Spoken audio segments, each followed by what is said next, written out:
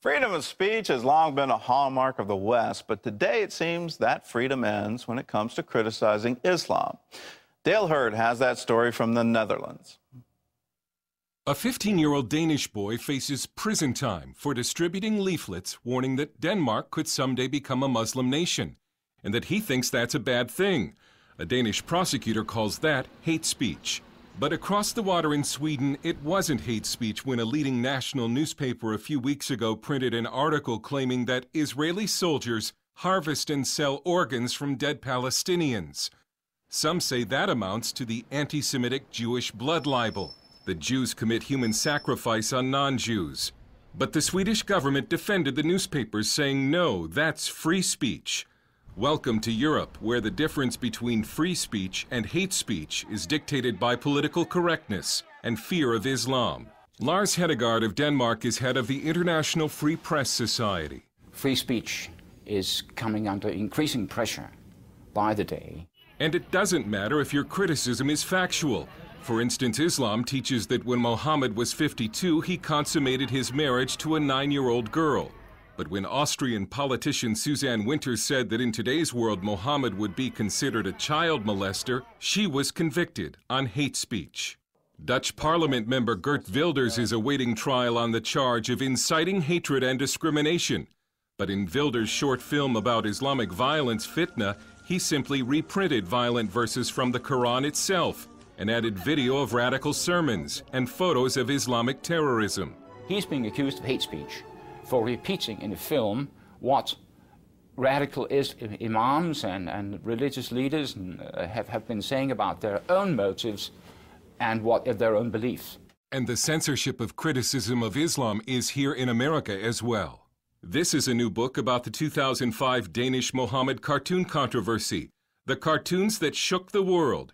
Except that the book contains no pictures of the Mohammed cartoons. The American publisher, Yale University Press, decided it would be too offensive to Muslims to actually show the cartoons.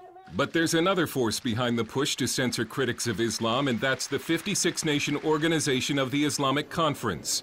Only the United Nations is larger. In 2008, the Organization of the Islamic Conference laid out a 10-year plan for the suppression of free speech and for introduction of laws that would prevent criticism of religions. Read Islam. The OIC calls itself the collective voice of the worldwide Muslim Ummah, or nation. It has its own Declaration of Human Rights, the Cairo Declaration. Except that if you read the document, you find that all rights and freedoms stipulated in this declaration are subject to the Islamic Sharia. That's Islamic Sharia law. Marshall Sana is an Islamic expert at Barnabas Fund.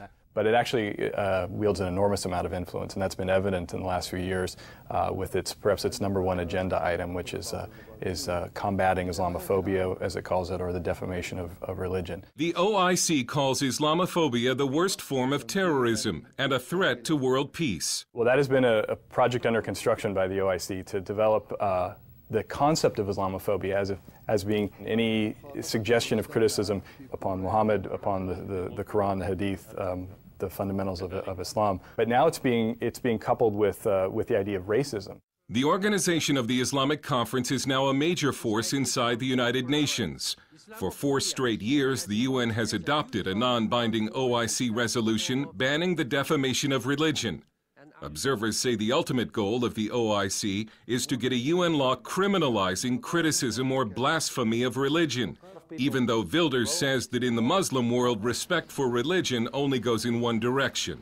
Look at how Christians today are treated in countries where the Islam is dominant. Look how try to buy a Bible in Saudi Arabia, try to visit a church in Iran, try to do anything a Christian in a Islamic country. There is no room for it. They are intolerant.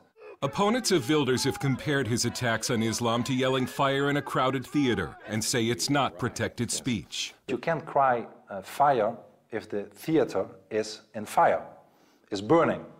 And unfortunately, our societies are burning. The Islamization is unfortunately very strong. Supporters of Wilders say the right to free speech itself is on trial, and that if Wilders loses, it will be the ultimate religious, political, and cultural capitulation by the Dutch government to Islam.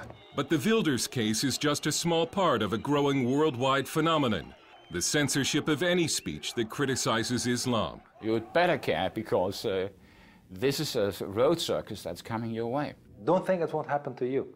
Don't think it won't happen to the United States. Dale Hurd, CBN News in Western Europe.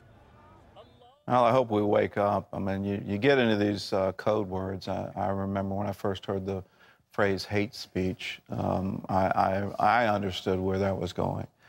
That all speech is free and open and protected by the First Amendment, except for hate speech. And that would be something that would be used to limit our First Amendment rights. And here you see it. Here you see it. Can you imagine a politician in Australia being fined, convicted of hate speech because she dared to criticize, dared to point out an obvious fact, that, can you imagine a politician in the Netherlands facing criminal charges because he put together a movie showing exactly what these imams were preaching? We need to pay attention to this, that what they say in English is a whole lot different than what they say in Arabic. And when you read the transcripts of what's coming out of Medina and Mecca and the Jerusalem mosques, how they hate Americans, how they want American Zionists to be killed. They call us Satan.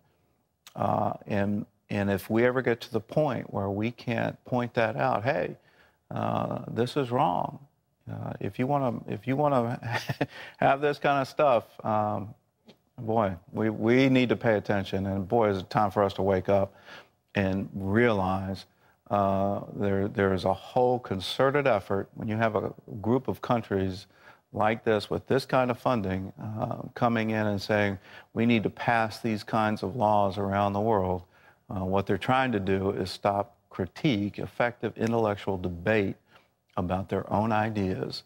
And if we ever get to that stage, well, heaven help us. And we need to remember, especially on today, September 11th, what possibly could happen. That's why we have to be steadfast, that our voices be heard, and continue to pray. Well, coming up.